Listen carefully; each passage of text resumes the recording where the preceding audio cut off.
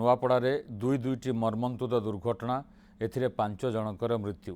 संध्यारे रथयात्रा देखि फेरुवा बेले बाइक दुर्घटन 3 जनकर मृत्यु होईछि। 3 जन पलसीपाणी गाँवर ललित शबर, सुनाफुल शबर और जड़े नाबालिका दिलेश्वरी शबर। सेहीपरि अन्य 2 मृतकों भितर जड़े गड़गड़ बाहाली गाँवर पूरब रणा और अन्य जड़े बरगड़ चुहापाली गाँवर क्षीर राउल। NH 353 पलसीपाणी यह दुर्घटन घटनास्थल 3 जनकर मृत्यु होता बेले जड़े डाक्तरखाना प्राण हराई। सेपटे गड़गड़ बाहाली एक दुर्घटन जनकर चिकित्साधीन अवस्था मृत्यु होईछि। बहुत गोटे दुर्भाग्यपूर्ण दुर्खद घटना घटी।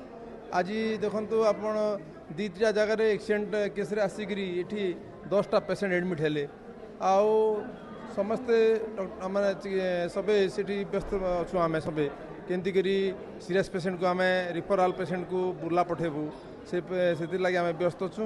आउपटे 4 जन बोधे आमर पलसीपाणी 4 जन माने दुखद खबर आई। आउपटे गड़गड़ बेहली भी जड़े देहांत होता खबर पाइचु। आम ये अच्छु स्पट रे रथ देखी जाऊे बुआ जे मोर पम नहीं सहीटे जाऊे एपर मुझे आई सहीटे आबार कथा कि नहीं सहीटे नहीं करी पीटी देला मोर परिवार सब चोपी हैला जे एटा गुटे के माने आला बेल को ऑलरेडी 3टा ब्लड डेथ थिले।